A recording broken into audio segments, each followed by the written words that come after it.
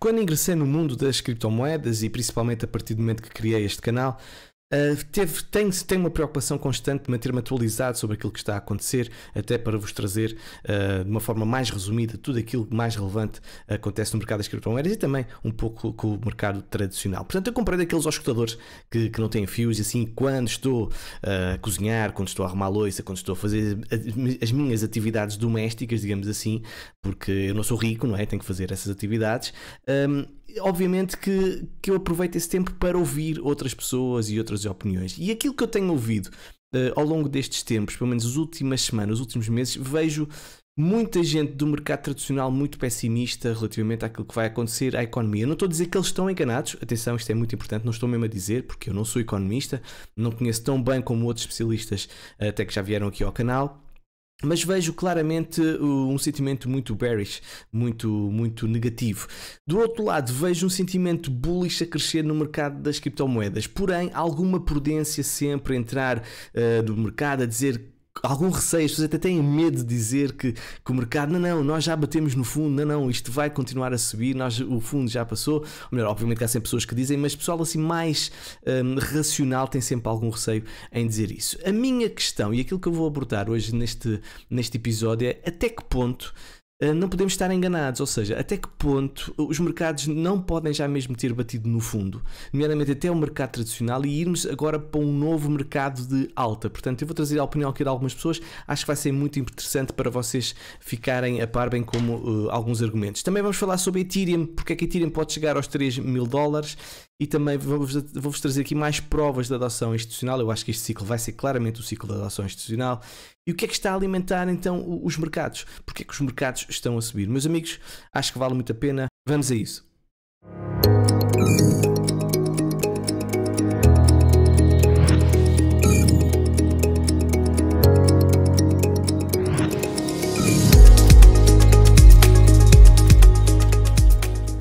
Caros amigos, espero que esteja tudo bem convosco, sejam bem-vindos a mais um programa aqui do Alex Crypto, um espaço onde tens acesso a todas as notícias, as principais notícias, dados on-chain, de análise técnica, todo um apanhado, desde entrevistas também, outros convidados.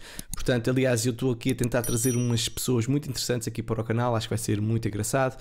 E também dizer que se não viste este episódio do Indicador Alex Crypto, podes ver, não vou estar aqui a perder muito mais tempo a falar sobre isso, mas durante esta semana eu deixo que toda a gente teste de uma forma gratuita. Basta para isso entrares em contato comigo e podes encontrar essa informação aqui neste vídeo, que eu recomendo sempre que vejas. Vamos então avançar para o que está a acontecer com a Ethereum. É verdade, há uma notícia aqui que diz que o preço da Ethereum mira aos $3.000, com os saldos de Ethereum nas exchanges caindo para um mínimo histórico. Ou seja, há claramente aqui, podemos estar perante o início de um supply shock ou um shock supply de Ethereum. Portanto, há uma oferta cada vez mais reduzida nas plataformas. Este gráfico é evidente que está a haver uma queda brutal ao nível de Ethereum nas plataformas. Evidentemente que tu já estás a dizer de certeza absoluta, e bem, porque és uma pessoa inteligente, não, mas isto, há muita gente neste momento a tirar a Ethereum das plataformas centralizadas e, por exemplo, a colocar a staking. E é exatamente isso um dos motivos pelo qual isto está a acontecer. Até nós podemos constatar que também há algum receio do que aconteceu nos últimos tempos ao nível das plataformas, e agora recentemente com a notícia da Binance e da Coinbase, pode haver também esse motivo pelo qual as pessoas estão a tirar Ethereum das plataformas. Mas é muito engraçado, é muito curioso que a magnitude das retiradas e de alta de preços mostra claramente uma semelhança com os níveis de novembro de 2022. Portanto, há aqui claramente uma semelhança, e reparem, o preço estava cá em baixo e depois começou a subir. Portanto, podemos estar a assistir a algo semelhante. Ao mesmo tempo, o Ethereum neste momento está bloqueado, está atualmente nos 23 milhões de Ethereum que estão depositados em contratos de staking, representando 19,1% da oferta total de Ethereum. Além disso, os dados da Glassnode mostram que quase 30% do fornecimento de Ethereum está bloqueado em contratos inteligentes, incluindo finanças descentralizadas e contratos de participação acima dos 25% no início de 2023. Portanto, já estamos aqui perante uma enorme percentagem de Ethereum que está claramente parada, claramente bloqueada. Aliás, o que os dados aqui neste site aqui, Query Nansen, nós podemos ver que os depósitos, depois do início em que houve muita retirada de Ethereum, é verdade, mas depois daí houve uma estabilização. E aquilo que nós podemos ver é que esta faixa aqui azul é claramente superior às faixas de azul escuro e laranja. E esta linha roxa é a percentagem de Ethereum que está em staking. Nós podemos ver claramente que houve uma queda ligeira, mas depois disparou. Há claramente um interesse muito grande em staking de Ethereum. Aliás, é compreensível. Reparem, algo que te dá 5% ao ano, certo? Além de considerar-se uma tecnologia altamente inovadora com potencial de crescimento muito elevado, é muito apetitoso para muitos investidores e é por causa disso que isto está a acontecer. Também dizer que neste momento Ethereum é uma moeda deflacionária, praticamente menos 0,3%, portanto maior interesse então é que as pessoas têm desde que conheçam estes tokenomics, portanto obviamente que fica muito apelativo para as pessoas entrarem em Ethereum. E aqui o gráfico de Ethereum versus Bitcoin está neste momento claramente no momento de decisão. Nós temos aqui desde 2016 que formámos este triângulo simétrico, mais ou menos simétrico, portanto é muito tempo num triângulo simétrico. Quando estes triângulos estão tão prolongados, eu acho que o efeito de subida é anulado, sinceramente. Eu dou-lhe aqui uma percentagem de 50-50 de breakout para qualquer um dos lados, se eu olhar apenas para análise técnica e a nada mais, né? Nada daquilo que disse anteriormente. Mas também estou a ver, de uma forma honesta, tenho que dizer isso, estou a ver aqui um head and shoulders invertido, seguramente deve estar a ver também, e isto é uma estrutura bullish. Portanto, olhando ao nível de análise técnica, eu direi que este gráfico terá uma tendência a ter um breakout superior e não inferior. Agora pronto, vamos ver se de facto o Ethereum vai conquistar território, vai conquistar dominância de mercado, vai conquistar território a Bitcoin, mas pelo gráfico, eu sei que está a demorar muito tempo, pelo gráfico parece-me que sim. E agora falar sobre Bitcoin e porque é que Bitcoin está claramente mais interessante, ou pelo menos o capital institucional está a entrar, ou a tentar entrar em Bitcoin. Já tínhamos falado do banco HSBC, que lança um serviço de criptomoedas em Hong Kong, portanto eles neste momento libertaram o acesso de clientes a fundos negociados com uma bolsa de ETFs de Bitcoin e Ethereum listado na bolsa de valores de Hong Kong. O maior banco de Hong Kong vai então permitir a negociação de 3 ETFs de criptomoedas. Atenção que eles são, pronto, o que os nomes não interessa, mas estamos a falar de não em spot, ok? São ETFs não de spot, mas em futuros. Não é aquilo que nós queremos, que é o ideal é ser em spot, mas não deixa de ser uma mudança, já aqui falámos, muito grande, de 180 graus para a política chinesa perante a Bitcoin. Portanto, obviamente que isto são boas notícias, portanto é mais um indicador de adoção institucional para a Bitcoin. Maiores companhias do mundo correm para as criptomoedas. De acordo com o relatório da The Block Research, mais de metade das principais empresas da Fortune 100 estiveram envolvidas em projetos relacionados com criptomoedas nos últimos 2 a 3 anos. Esta lista inclui as 100 principais companhias do ano, conforme a avaliação da própria Fortune. Se eu trouxesse-vos esta notícia há, sei lá, 5 anos atrás, ninguém iria acreditar, bem como a notícia anterior. Portanto, claramente uma mudança que estamos aqui a assistir. Estamos a assistir às grandes empresas a nível mundial também interessadas em criptomoedas. Portanto, mais uma prova de uma aquisição, digamos assim, institucional, empresarial por parte de Bitcoin. ETF de Bitcoin bate recorde e mostra forte interesse institucional. Estamos a falar do B2, que é um veículo que proporciona aos investidores a oportunidade de obter retornos vinculados a Bitcoin através de um produto regulado. Este fundo detém atualmente mais de 1 bilhão de dólares em futuros da Bitcoin na CME, conforme mostram os dados de participações. Na semana passada, os investidores aplicaram 65 milhões de dólares na Bito, ultrapassando o recorde anterior de 2023, que era de cerca de 40 milhões de dólares em abril. Salientar que o produto não teve entradas significativas durante o mês de maio e na maior parte de junho, já que a procura por Bitcoin apresentou uma queda. E o que é que fez esta mudança toda? Obviamente tu sabes responder, obviamente que é a entrada da BlackRock no pedido de ETF de Bitcoin em spot. Aliás, eu tenho aqui uma notícia, vamos já trazer lá para aqui, exatamente aqui, entre a HSBC, que eu acabei de referir, a BlackRock, a Fidelity e a Schwab, acho que estou a dizer bem, estamos a falar de cerca de 25 trilhões de dólares, epa, isto é muito dinheiro, em ativos sob gestão que em breve poderão comprar Bitcoin. Evidentemente nunca será esta percentagem toda, mas vamos falar que é 1%. Vamos falar que é 0,5%, ok? Neste momento, Bitcoin é um ativo que tem uma capitalização de mercado de cerca de 600 bilhões de dólares.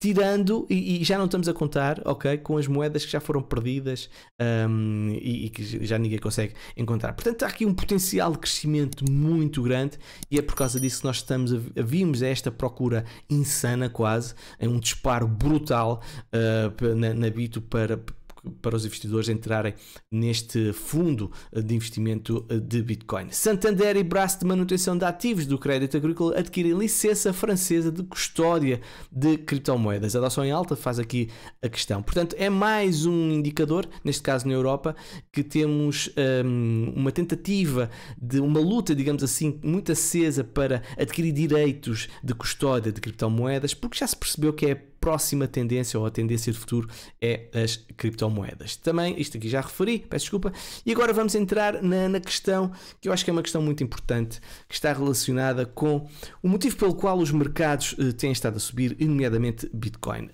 Eu já aqui falei há uns tempos atrás e agora trago-vos aqui novos dados, eu acho que são mesmo importantes. Está relacionado com a liquidez de mercado, ou seja, quanto maior é a liquidez de mercado, obviamente que as pessoas têm mais tendência a investir e então os ativos sobem. Quando há menos liquidez, há uma retração de liquidez, há o oposto, então há esse desinvestimento, digamos assim, numa série de ativos. E a China está claramente a bombar nesta área. Agora reparem bem, temos novamente uma impressão de capital por parte da China e até que ponto é que a Ásia não está a começar a criar uma narrativa e uma estratégia claramente de investimento interno para conquistar cota de mercado, por exemplo, aos Estados Unidos. Eu acho que nós estamos perante esse cenário. Há claramente aqui uma luta geopolítica e financeira para tentar conquistar essa cota de mercado. Reparem, a China tem vindo a aumentar a sua impressão de moeda, aliás, desde 2011 a tendência é clara e, pelos vistos, está a continuar exatamente essa mesma tendência. E agora, o que dizer desta entrevista que eu estive a ver, em que o Raoul Pal esteve a falar aqui no programa aqui do Crypto Banter, e foi feita uma questão muito interessante, que é a previsão da liquidez. Em primeiro lugar, se a liquidez se é possível prever se vamos ter um aumento de liquidez ou não de liquidez. E, pelos vistos, o Raoul Pal é uma pessoa especialista na área, ou que faz um grande trabalho nesta área, e ele apresentou um estudo relativamente a isso. Então, a questão que foi contada foi que qual é a previsão dele ao nível da liquidez. Vamos ouvir, que é mesmo muito interessante. So, I've done a lot of work on this over the years, and it all came together in something called the Everything Code. You hear me allude to it, you hear people talk about it. I've done a few podcasts on some of it. But what I've basically figured out is that I think liquidity in terms of central bank balance sheets is forecastable out to 2 or 3 years. And asset prices, like the NASDAQ, is correlated 97% with our liquidity indices. And therefore, if I can forecast liquidity out 2 years, I can forecast the NASDAQ, Bitcoin, Ethereum out for 2 years. Now, it's still a hypothesis, but it is based around an enormous amount of work about what happened after 2008, I think the big reset that everybody's waiting for happened in 2008. All debts were basically forgiven by saying all interest rates are going to zero. So you don't have no burden to pay your debt. Everybody reset their debts in 2008, and they all reset them into 3 to 5 years. Every government and most corporations. So what you've got is the economy now, every 3.5 years, rolls over as you come through the debt cycle. And every 3.5 years, all of the interest due on the debts gets monetized by the central banks. So they're all monetizing. And I've tested it out and done a load of work. The US, the UK, the EU, Japan, they're all doing the same thing. They're just monetizing the interest payments on the debts, which means they've got a credit card to pay off their credit card interest payments. And that's debasement of currency. So it's not really liquidity I'm talking about. Liquidity is a proxy. It's actually the debasement of currency that's the predominant driver. Portanto, ele liga claramente com uma desvalorização da moeda, aquilo que nós também já temos aqui falado, e a previsão dele é que nos próximos anos irá acontecer exatamente isso. uma nova impressão, uma maior desvalorização da moeda e obviamente valorização de Bitcoin e outros criptoativos. E outros ativos, peço desculpa. Também aqui dizer que neste programa aqui do Altcoin Daily, o Sr. Michael Howell, do Cross Border Cap, também veio falar sobre a impressão, uma vaga de impressão de dinheiro que está a surgir ou que pode surgir, mas desta feita vinda da Ásia. Também é bastante interessante, vamos ouvir. It's going to increase because other central banks are going to be adding liquidity. We haven't spoken about China yet, but China means badly to Goose's economy. It's already had one go at it at the beginning of the year. It's cooled off, but it's going to do it again. They're going to have to do that. There's no question. There's no way out. With the spigots are coming. The liquidity spigots are coming in China. Yeah, it has to come. Simply because you can't sustain an economy, even a Chinese type economy with 20% youth unemployment. It just doesn't work. They're going to have to, promote more growth, and I'm sure that's coming. We got the first inkling of it in the last few days anyway. And then you've got as well, what's going on is a major capital shift towards Asian markets. Now, that's another factor which comes back to the cross-border flow element. Those cross-border flows into Asia will be monetized by the central banks. And that capital shift is evident vis the Japanese stock market. That's going up. We've got liquidity indicators, and there's some in the pack, which show the liquidity movement into Japan. And I can give you there's a chart reference if I can find it quickly. But basically what that's showing on page 17 is the Japanese liquidity cycle and the Nikkei 225 index. And basically that's showing why the Japanese market's going up. And if you believe that liquidity is going to continue to go up in Japan, then the market must rise pretty well. Warren Buffett's made a brilliant call here by shifting some of his funds into Japan. Portanto, é mais uma opinião. É evidentemente que isto é só uma opinião. E, meus amigos, não é para vos tentar convencer de nada, nem vos influenciar a nada. Cada um é responsável pela sua própria cabeça. E é apenas uma narrativa que está aqui a surgir, que é contrária a muitas outras. Atenção, há muitos argumentos que são perfeitamente válidos, na minha opinião, que apontam que a economia pode, evidentemente, cair, mas que é verdade, e acho que isso é unânime, seja em bulls e bears, vamos chamar assim, que o que leva à subida deste mercado é a liquidez. E este é um dos motivos pelo qual, de facto, nós podemos ter um aumento de liquidez, até porque isto é a minha opinião pessoal, vale o que vale, é mesmo só a minha opinião pessoal. Eu acho que isto é um sistema vicioso, eu acho que isto é como uma droga, certo? E os bancos centrais estão todos, os países, os governos, está tudo muito agarrado, muito dependente desta droga que é a impressão de capital, a liquidez. Portanto, eu acho que é muito difícil nós fugirmos deste círculo vicioso. Evidentemente que não é um ciclo positivo, ninguém está a dizer que é um ciclo positivo, mas acho que é uma consequência tal. Por causa que Bitcoin, fala-se que Bitcoin pode atingir valores astronómicos, mas também é verdade que mesmo que Bitcoin vá, vamos dizer, a 1 milhão, o que tu compras agora com $1 milhão não é o que vais comprar quando Bitcoin tiver $1 milhão. Portanto, vai ser muito menos. Portanto, isto depois também temos que ver o que é o peso real desse valor, até que ponto isso é mesmo a grande valorização de BTC. Falando aqui também para vos mostrar como é que estamos ao nível da impressão de dinheiro, aquela que vos estava a dizer há pouco. Há claramente uma correlação, por exemplo, aqui é o Banco Chinês, o Banco Central Chinês, o Banco Central Japonês e também o Fed. Como vocês podem constatar, nós tivemos uma subida a partir de outubro. Há claramente uma subida aqui ao nível da liquidez, e Bitcoin sofreu exatamente também com essa liquidez, e o mesmo aconteceu, por exemplo, com o SP500, ok? Em que começou a subir. Portanto, há claramente uma correlação com isto. Se nós tivermos esta tendência de subida, eu acho que os mercados vão efetivamente continuar a subir. Acho que está muito difícil não acontecer. Se nós tivermos uma contração,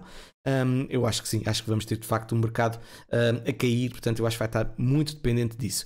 Porém, entre parênteses, Bitcoin pode ter um bocadinho de vida própria, que eu acho que Bitcoin está a repetir os seus ciclos, e seria muito interessante, nem que seja para provar uma tese, até que ponto, com uma baixa de liquidez constante nos próximos anos, como é que Bitcoin iria se comportar com o halving, com tudo aquilo que eu disse, que tenho andado a dizer ao longo destes meses. E agora Bitcoin está a tornar-se política. É verdade, meus amigos. Já não basta tanta coisa e tantos disparates que eles lá dizem. Agora, neste momento, está a tornar-se uma coisa que é a política. A candidata à presidência americana promete apoio a Bitcoin. Portanto, o Robert F. Kennedy Jr., obviamente da família Kennedy, muito conhecida, anunciou recentemente que vai concorrer à presidência dos Estados Unidos pelo Partido Democrata e prometeu implementar políticas favoráveis a Bitcoin se for eleito. Vou garantir que tenhamos políticas que apoiem o Bitcoin e a liberdade de transação e que permitam que os indivíduos gerenciem as suas próprias carteiras, nós e senhas de Bitcoin. Portanto, isto é uma citação deste Sr. Robert Kennedy. Evidentemente que eu acho que há aqui um motivo muito claro. 20% dos americanos têm ou já tiveram criptomoedas. Já vos aqui disse, nós vamos ter eleições em 2024, acho que vai ser muito difícil, mas mesmo muito difícil haver alguém eleito neste momento com uma fratura tão grande que existe entre democratas e republicanos, em que as pessoas estejam dispostas a abdicar destes 20% de votos. Quer dizer, não estou a dizer que toda a gente votava, não é? Mas se tiverem uma política muito agressiva para com os criptoativos, acho difícil uma pessoa votar, porque há uma ligação até emocional com os criptoativos. Há muita gente que gosta deles, não é só pelo investimento, mas também por identifica-se com a própria tecnologia e também o seu potencial. E não será por acaso, acho eu, agora vamos especular um bocadinho, vamos aqui entrar aqui no campo da pura especulação. Até que ponto este ETF de Bitcoin da BlackRock não está a ser aceito, porque eu acho que a BlackRock não se vai meter isto sem alguma certeza que será aprovado, do género assim, ok, está bem, vocês levem lá esse vosso ETF, talvez escalem, então assim voltam na mesma connosco, porque assim já não vão dizer que nós não apoiamos o setor ou que não deixamos o setor crescer, blá blá blá blá blá blá. Pronto, é apenas uma tese, mas vamos ver o que é que vai acontecer no futuro se o ETF não for aprovado, lá se vai a tese com caraças. Especialistas, é por isso que a Rússia está a tornar-se um hotspot de mineração criptográfica. O país afirma que o seu hash rate de mineração de criptomoedas perde apenas para os Estados Unidos. Eles têm reservas de energia excedentes que podem ser disponibilizadas aos mineradores em condições favoráveis. O especialista também disse que os impostos relativamente baixos sobre os lucros das empresas também são altamente atraentes para muitas empresas de mineração.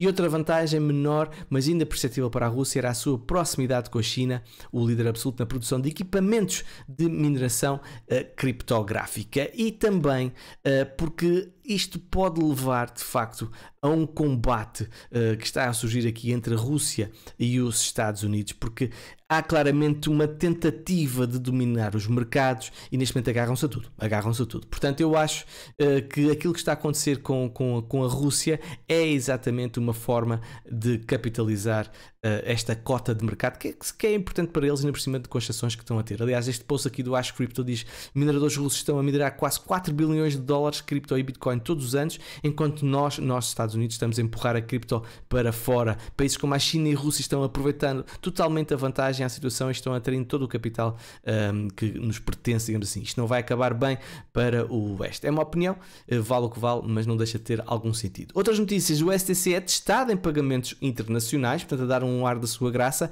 Há uma empresa que se chama SAP, que é uma empresa alemã, especialista no desenvolvimento de software empresarial, que está a aventurar-se neste espaço das criptomoedas. Portanto, esta gigante de software lançou uma carteira de testes para o STC para experimentar o potencial das suas transações. E o que dizer, Binance continua a ser afastada de uma série de países. Desta feita é a Bélgica, que não aceitou, o regulador não aceitou a Binance no seu espaço, e a acusação é muito semelhante com a acusação que está a ser feita pelos Estados Unidos, que a plataforma Binance é acusada de atender clientes belgas de países fora do espaço económico europeu, numa clara violação da lei. Portanto, o Binance continua em maus lençóis, ou pelo menos não é muito bom para a imagem deles. E do outro lado, Crypto.com obtém aprovação aqui nos nossos vizinhos espanhóis. Estou muito curioso em saber, nós já temos evidentemente alguém em Portugal que já pode de facto ter a custódia de criptomoedas, e estou muito curioso em ver qual é a próxima grande empresa, as Crypto.com, as Binance, o Coinbase deste mundo, que vão ser aceitos em Portugal. Portanto, há muita curiosidade relativamente a isso.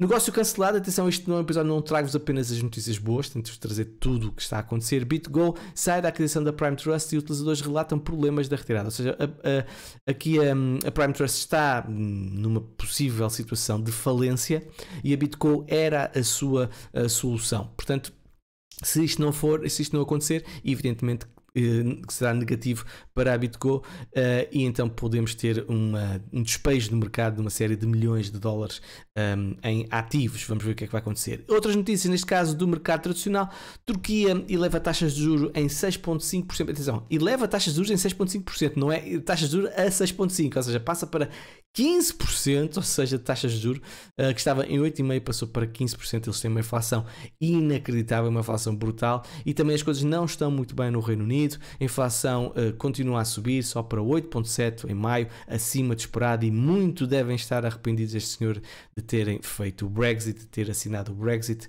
Foi um desvario e agora estão a pagá-las. Mas enfim, a vida é assim. Meus amigos, espero que tenham gostado do episódio. Subscrevam o canal, coloquem gosto, partilhem, comentem, deixem qual é o token que querem que eu veja analisado, que eu amanhã provavelmente vou fazer um episódio mais sobre análise técnica gráfica. Beijinhos e abraços e até amanhã.